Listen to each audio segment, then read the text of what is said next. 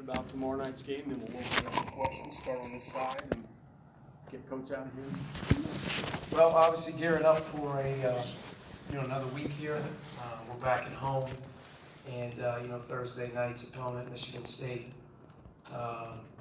In typical fashions, having an excellent year. They have a premier point guard in college basketball, and have a lot of different players now playing in the game. They're deeper than they've been in the past. They have a lot of different guys stepping up and doing a great job within their role. And right now, them being at the top of the conference isn't surprising, but I think they continue to keep getting better. And they're a team that has championship aspirations, and having some time before they come in here, I'm sure they'll be prepared and ready. But for our guys, it's another opportunity to home in the Big Ten. Against a great opponent, and hopefully the environment is electric and we compete, because that's what it's going to come down to in terms of our effort level. You're not going to be perfect against this team, but you're going to have to control what you can, and it really comes down with your physicality and finding a way to win balls on the rebounding battle and finding a way to slow them down the best you can, although it's difficult. And, you're going to have to defend like crazy, but offensively is another story as well. They're one of the best defensive teams in the country. It's impossible around the rim, to get easy baskets with their physicality. And, they got great size right now on the perimeter, defending, with length. So it presents a lot of challenges, but like every time you play them, you know what you're getting. And it's a great team, and they're having a great season. And, we're looking forward, obviously, to get the week started here. Once you get into conference play and the season goes, you kind of want to be playing games. You don't want to be waiting a long time to play them. Coach, you kind of mentioned on your radio show how you guys went from being a bad defensive team to an average defensive team. Now you're getting better as recently as Maryland. But is that something where it's kind of a game or a moment that sparks you guys, or is it more gradual? And then how you know as a coach when your team's kind of gaining traction on defense? Well, yeah, we've grown up. I think part of it is inexperience with youth and inexperience with just new players in the game. So we have a lot of newness early, and we struggled, I thought, defensively early in the season with our on-ball defense and our inability to keep our defense tight and be where we're supposed to be.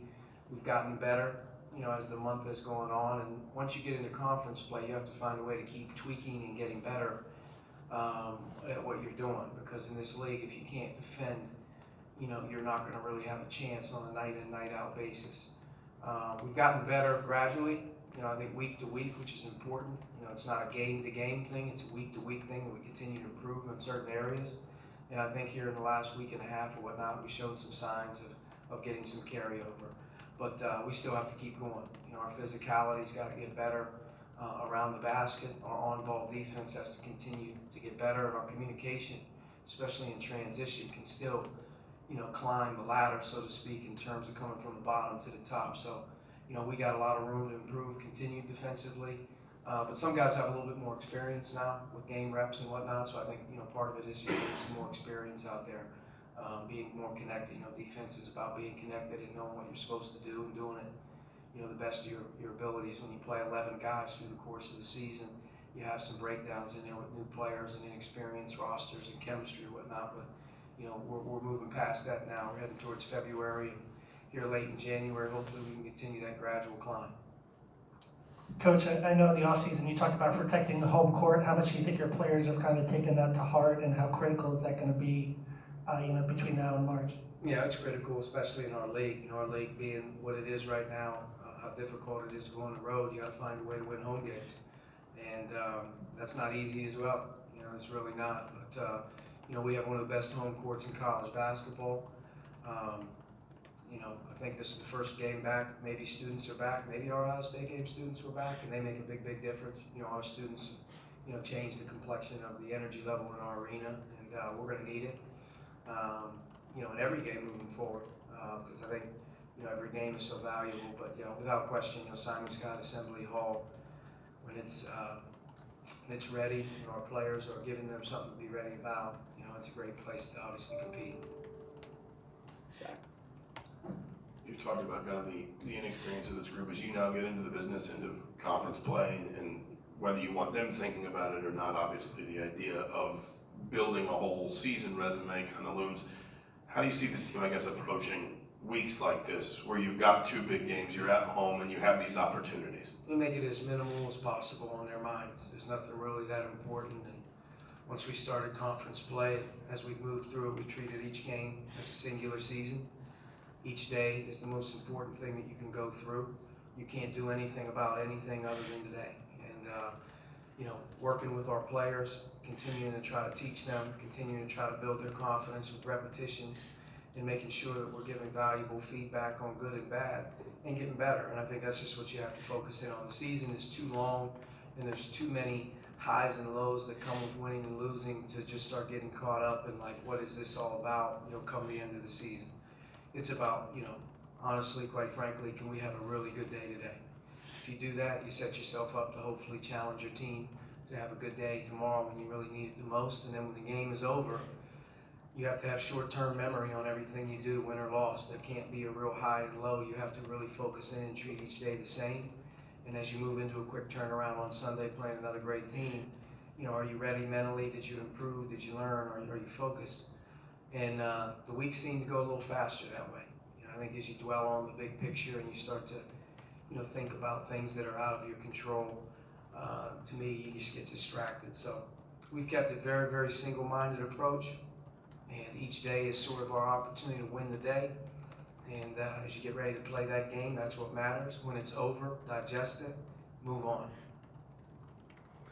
Coach, in the last couple of games, the offense seems to have refined itself, better shot selection, and getting there. Are players finding their roles a little bit more? Is there anything that's led to that specifically? You're just trying to improve. Teams are giving you certain things as players, as statistics and scouting reports go through, and you have to adjust to what the defenses are giving you. And you can't be stubborn and just try to play your way. You have to play a certain way to be successful. And for us, our team has to be successful on offense. Number one, sharing the ball. There's a lot of different ways you share it. We've gotten better at sharing the ball. Guys have a conscious approach right now to pass more than they do to shoot. And I think that's a good thing. I think that carried over in our Ohio State game. We had a little bit of a setback in the Rutgers game, although we missed some good shots off of good looks and good passes. And then as we moved into Nebraska, I think we continued to share the ball again a little bit better, and we're seeing the value of the quality of the shot. Part of the other thing is you got to be ready to attack. You got to be ready to play. And so many times I think we have reluctant players ready to be ready on the catch to make the play, the correct play. And I think we have some guys now that are doing a much better job of seeing the game a different way and understand that when I do this, I got to be able to deliver the ball where it's got to be delivered. And our front court players have to continue to do a good job of getting catches, early catches, deep catches, and good things happen when we play inside out. And the quality of the shot and the confidence in the shot that you get sometimes just has to do with the fluidness of guys moving it and moving it when they're supposed to move it. And I thought we had some good value to that coming in against Nebraska. We also have some guys, in my opinion, every guy that has to play with a little chip, a little edge on their shoulder in terms of, I'm better than this. They're not going to give me this shot, or I'm going to be ready the next time I get this look. And I think we've had some guys kind of take it personal a little bit that, if I get this look in the game, I'm not going to be the guy that's not ready to shoot it. Coach, you brought up the rebounding a little bit earlier. Michigan State, usually one of the best rebounding teams in the country. You guys have actually out-rebounded them 3 out of your 4 games since you've been in Bloomington. What's led to that success on the glass against them, and how can that be replicated tomorrow night?